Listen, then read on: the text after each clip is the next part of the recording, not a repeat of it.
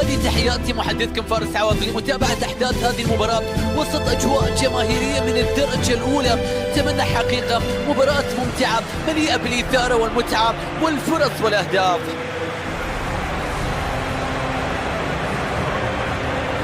هذا ملعب سانتياغو برنابيو، ملعب نادي ريال مدريد، ملعب اللي شهد نهائي البطولة الأوروبية في عام 64، ولو تتذكرون أيضا نهائي بطولة كأس العالم الشهير في عام 82 واللي جمع بين ألمانيا وإيطاليا وتوجت حينها إيطاليا باللقب. كذلك لعب هنا نهائي البطولة الأوروبية أكثر من مرة، كان آخرها في عام 2010 في نهائي جمع بين البايرن وإنتر ميلانو. مباراة نتمنى بأن تكون مثيرة.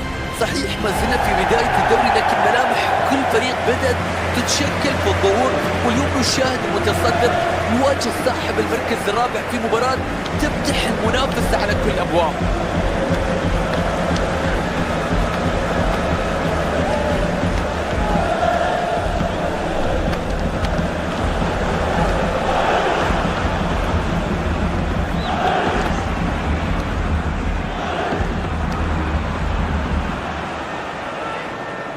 تشكيلة ريال مدريد الآن أمام حضراتكم.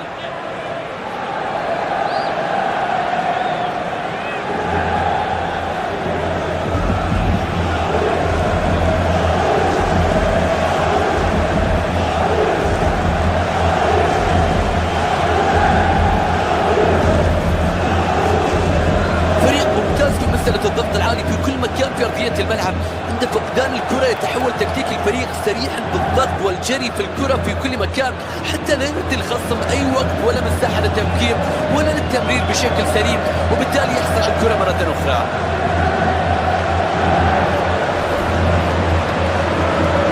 تأسس ريال مدريد في 1902، بعدها بعامين فقط في 1904 كان أحد المشاركين في تأسيس الاتحاد الدولي لكرة القدم الفيفا.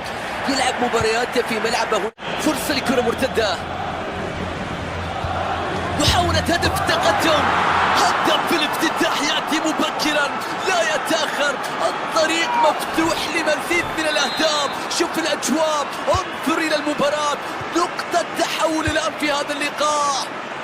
شوف اللقطة من التصويبة اللي كانت غريبة، كان الإعلامي الغير مسبوق حقيقة للسنوات. ممكن التعادل، الله على الفدائية من المدافع. شوف كريستيانو رونالدو، أوه أي مباراة، بداية من نار، بداية قوية. التعادل يأتي، هدف هنا وهدف هنا، منافسة كبيرة، ندية وإثارة. نتمنى بأن تستمر المباراة بهذه الصورة. التمركز الجيد الآن يقطع من خلال تصويبة من جارث بيل.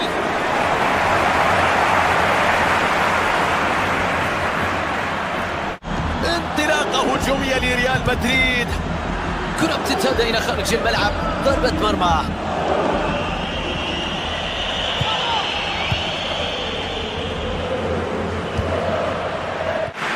روعة في التسديد، تألق كبير من حارس المرمى.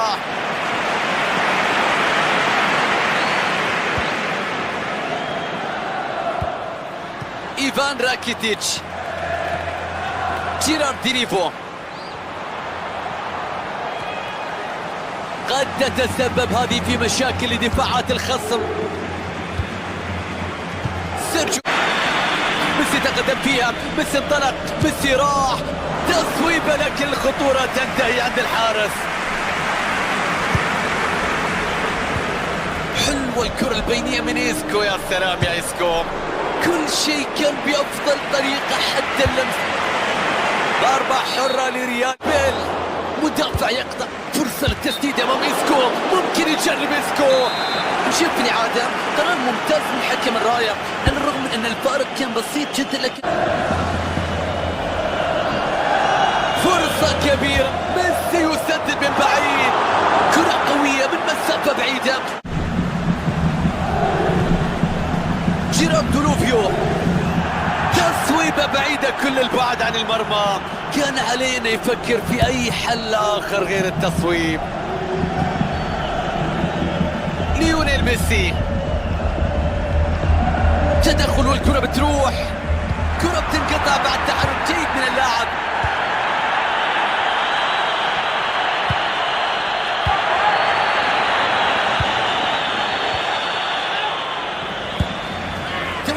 جيد في قطع الكرة. النتيجة 1-1 مع نهاية الشوط الأول.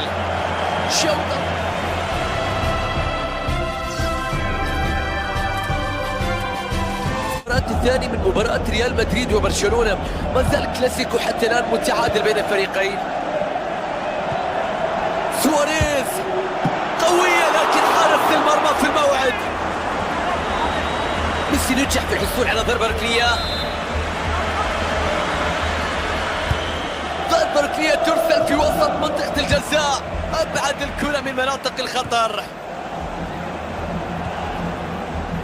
كريستيانو رونالدو، انطلاقة هجومية، مخالفة ستنفذ الآن من مكان قريب جدا وخطير. شوف الإعادة في اللقطة، في تدخل أيضا، كان في سلايد قوي وخطأ واضح. مخالفة ارتكبها اللاعب بعد إعاقة منافسة في توقيت خاطئ.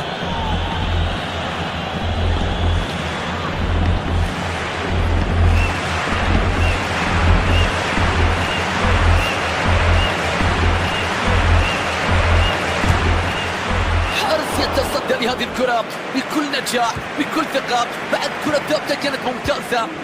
جوردي ألبا، سواريز تصويبة تأتي، ركنية لمصلحة ميسي، اختار بأن يمررها إلى زميله. كرة بتبعد من مناطق الخطر، فرصة الهجوم مرتد في هذه اللحظات. حمل جيد في قطع الكرة.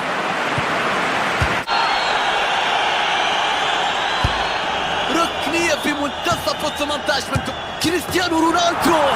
اوهو، اي اصرار في التقدم، كل هذه السيطرة، هذا التحكم، هذا الضغط، الفاعلية تأتي.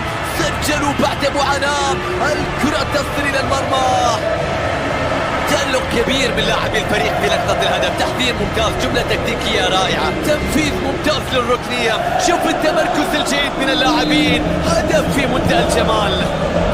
برشلونة يتأخر في النتيجة. كرة من بعيد لكن صعب تغالط حارس المرمى. ريال مدريد يحصل على ضربة ركنية.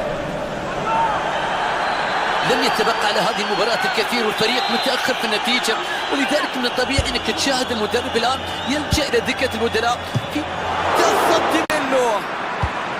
تمريرة عرضية بيخلصها حارس المرمى بدون أي صعوبات. رمية تماس للريال.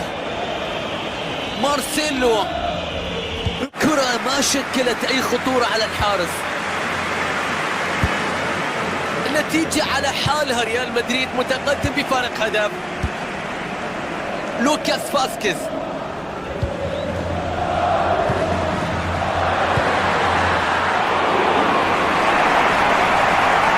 عشر دقائق ويطلق الحكم صفرة نهاية المباراة. لويس سواريز،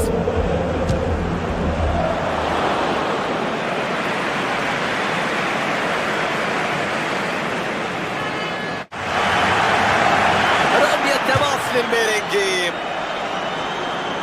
دانيال كارفاخال، حكم يطبق مبدأ التحت. ضربة حرة لبرشلونة. في تغيير بالنسبة للاعب راكيتيتش في هذه اللحظات.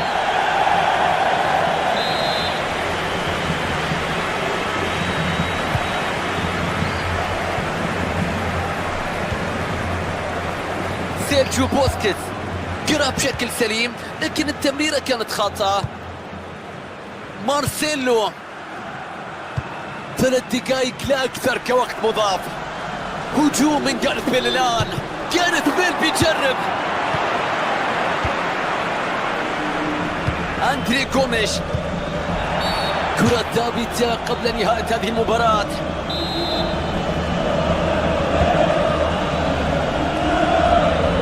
الكرة باتجاه الهجوم، ممكن تكون الفرصة الأخيرة للتعادل.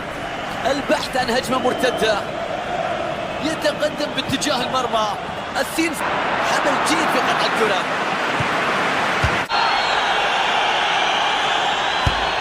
ركنية في منتصف 18 من كريستيانو رونالدو. اوهو، اي اصرار في التقدم، كل هذه السيطرة، هذا التحكم، هذا الضغط، الفاعلية تأتي. سجلوا بعد معاناة، الكرة تصل إلى المرمى. تألق كبير من لاعبي الفريق في لقطة الهدف، تحضير ممتاز، جملة تكتيكية رائعة، تنفيذ ممتاز للركنية. شوف التمركز الجيد من اللاعبين، هدف في منتهى الجمال. برشلونة يتأخر في النتيجة. كرة من بعيد لكن صعب تغالط حارس المرمى. ريال مدريد يحصل على ضربة ركنية. لم يتبقى على هذه المباراة الكثير والفريق متأخر في النتيجة، ولذلك من الطبيعي انك تشاهد المدرب الآن يلجأ إلى دكة البدلاء في تصدي منه. تمريرة عرضية بيخلصها حارس المرمى بدون أي صعوبات.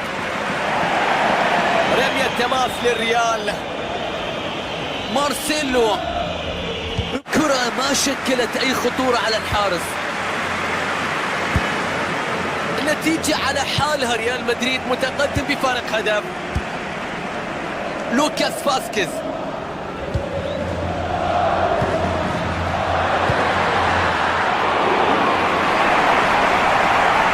عشر دقائق ويطلق الحكم صفرة نهاية المباراة. لويس سواريز،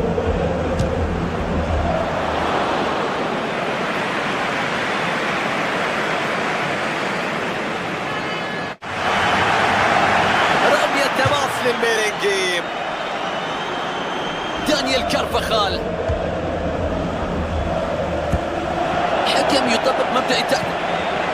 ضربة حرة لبرشلونة. في تغيير بالنسبة للاعب راكيتيتش في هذه اللحظات.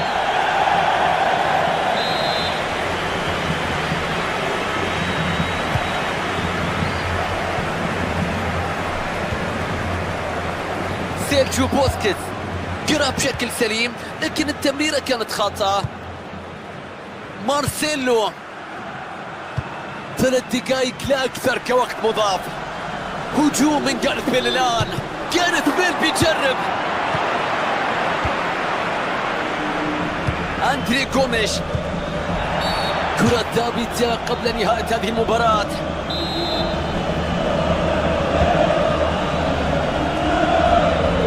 الكرة باتجاه الهجوم، ممكن تكون الفرصة الأخيرة للتعادل. البحث عن هجمة مرتدة.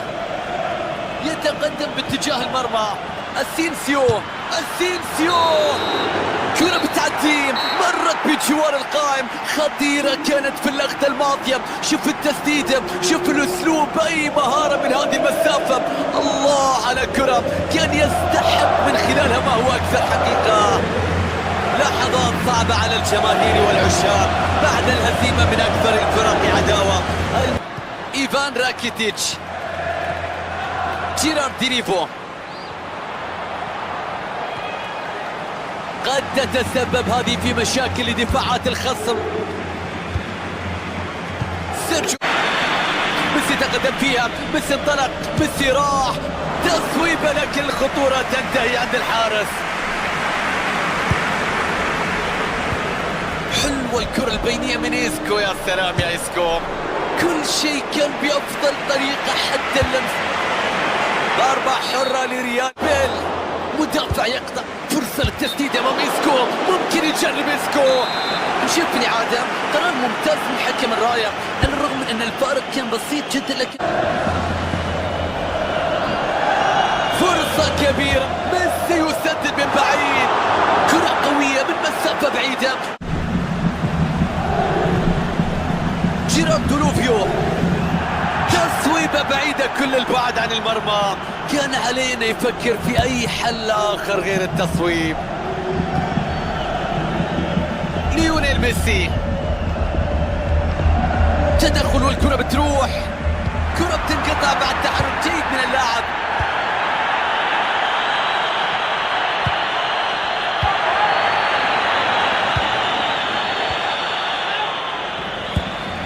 توقع جيد في قطع الكرة. النتيجة 1-1 مع نهاية الشوط الأول.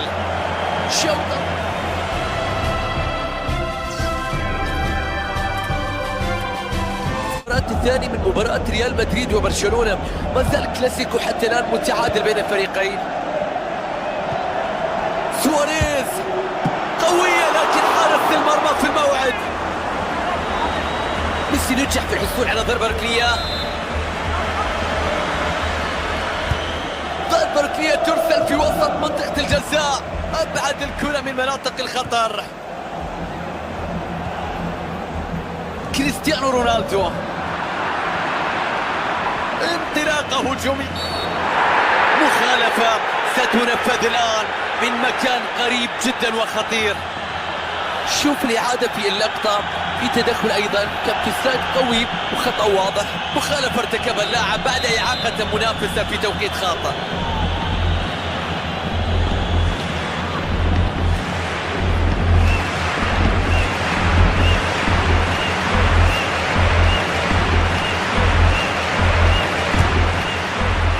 يتصدى لهذه الكرة بكل نجاح بكل ثقة، بعد كرة ثابتة كانت ممتازة.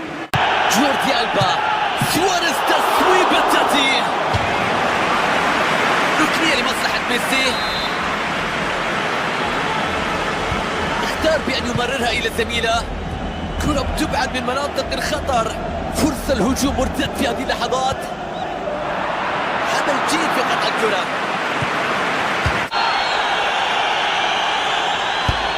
ركنية في منتصف ال 18 من كريستيانو رونالدو.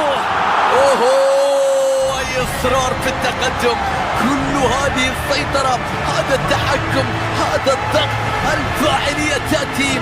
سجلوا بعد معاناة، الكرة تصل إلى المرمى. تألق كبير من لاعبي الفريق في لقطة الهدف، تحضير ممتاز، جملة تكتيكية رائعة، تنفيذ ممتاز للركنية. شوف التمركز الجيد من اللاعبين، هدف في منتهى الجمال. برشلونة يتأخر في النتيجة.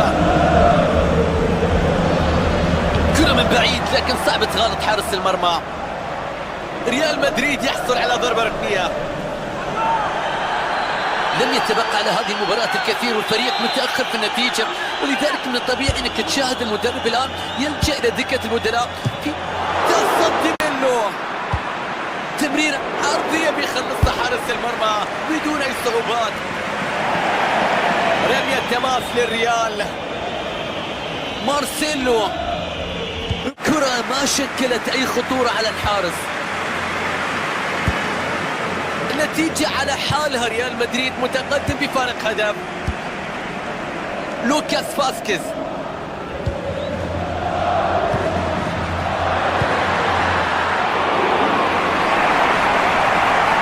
عشر دقائق ويطلق الحكم صفرة نهاية المباراة. لويس سواريز،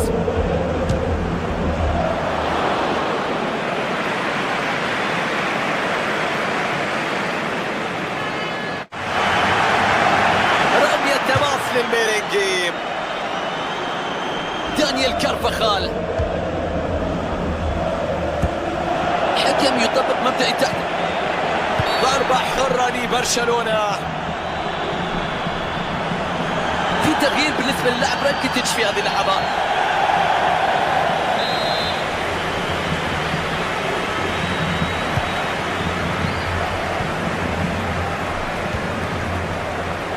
سيرجيو بوسكيتس، قرأ بشكل سليم لكن التمريرة كانت خاطئة. مارسيلو، 3 دقائق لا أكثر كوقت مضاف. هجوم من جارث بيل الآن. جارث بيل بيجرب. أندري غوميش، كرة ثابتة قبل نهاية هذه المباراة.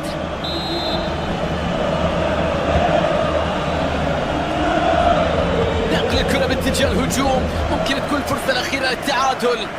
البحث عن هجمة مرتدة، يتقدم باتجاه